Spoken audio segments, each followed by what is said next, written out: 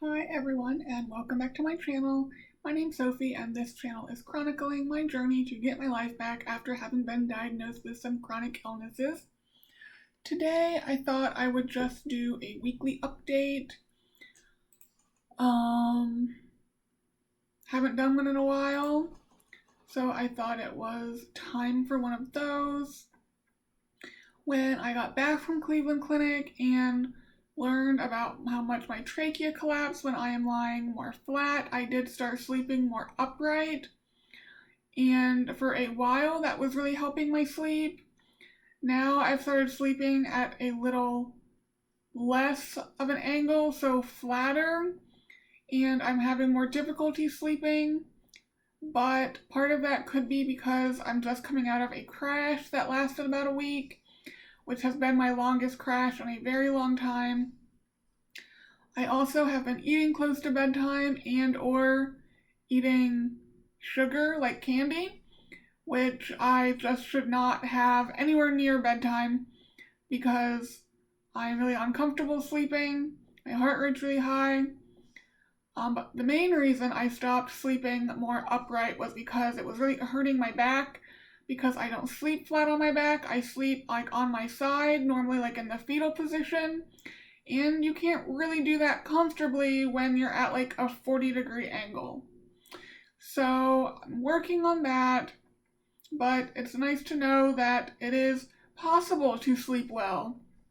I just need to figure out how to go about doing that, because even sleeping on my back, like sitting up, isn't really comfortable. I should probably flip the mattress over, but that isn't going to happen by myself, and I don't really have anyone to help me with that. It's just not comfortable for me. Anyway, I have stopped tracking some of the metrics I was tracking. I do still wear my Whoop band, so I do still track my heart rate throughout the day, and I use it mostly for like my sleep metrics, more so than heart rate during activity, because I wear a Polar H10 heart rate monitor when I do any exercise. But it does help me with my sleep just to know like what my average heart rate was. It is really telling as to how I am doing. But I have stopped really taking my blood pressure every time I get out of bed, just because nothing was really happening with it. I know when I get dizzy when I stand up, it's because I'm not having enough sodium, which is probably because I'm trying to deal with the edema. So I don't really see a point in monitoring my blood pressure right now, especially since I don't really have a cardiologist at the moment. So that'll be a whole other thing we'll talk about next week with the medical update. But I'm not really keeping track of my blood pressure. I've stopped checking my glucose, more because the strips and the whole brand of glucometer I use is unavailable, so I don't want to use the strips that I have left for no good reason. I know my fasting glucose is normally higher than one would expect, and that doesn't really change. I know if I eat a bunch of sugar, my blood glucose goes sky high, so I'm not keeping track of that either. And my pulse ox, I haven't really been checking at all, simply because, again, I don't have a pulmonologist, and even when I was checking it, it wasn't really getting me any care, so just no real reason to track things or check them out if it's not for a reason. And I know what it does. I have videos and pictures of all of these metrics. I've tried to get doctors to do something about them, and you know how that goes. It doesn't go very well. I have not heard from the job I applied to. I guess it was the end of September, right before I went to Cleveland Clinic. I did email a recruiter about it, and I never heard back from them either.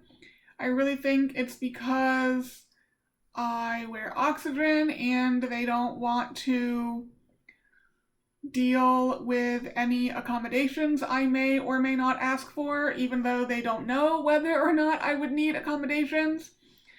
That's totally their prerogative. They don't have to hire me.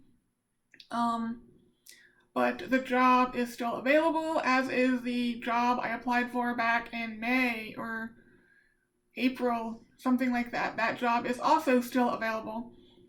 But yeah, I did apply to a third job yesterday, I think it is.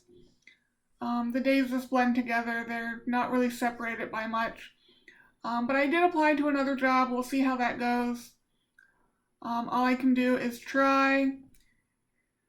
And lastly, I did get to the gym a couple times this week. Both times went well. I lifted weights on Wednesday and I did the cycle class on Friday. That spacing was not long enough. I think this coming week I will try lifting weights on Monday, knowing that it's not going to go well because my legs are going to be tired from Friday, but trying to do maybe a Monday, Friday, or maybe a Tuesday, Friday to get more space between the 2 days. I would obviously like to do more than 2 days, but I just don't really think that's realistic right now. Cycling today, my legs were getting fatigued very, very quickly.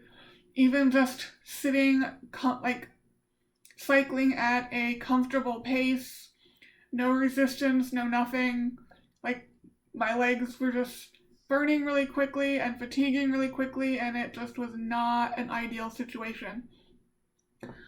But it is what it is, and I'm trying to make the best of it and trying to go to the gym, even if it means I can't really do as much as I would like. That's really it for the update. This coming week, Wednesday, there will either be a video, Wednesdays for a while, I'm gonna try to do videos on some of my chronic health conditions to sort of explain what they are and go more in depth about them. So this coming Wednesday will either be preload failure or it will be the thyroid biopsy results and the ultrasound and that. I don't have the biopsy results yet. If I have them before Wednesday, I will make that video. If I do not have them, I will do the preload failure video. And then next Saturday will be a doctor update. I did hear from the neurologist from Cleveland Clinic, so I will update you about that. And I will be going to the rheumatologist on Monday and update you about that.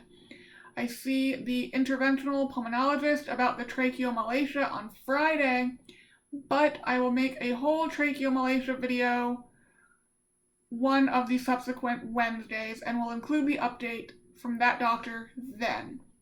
So that is what the next week and a half is going to look like in terms of videos. As I've said before, if you have any videos you would like me to do, leave them in the comments below or send me an email. My email address is down in the description below. And with that, that is going to be it. I will talk to you guys on Wednesday. Bye, guys.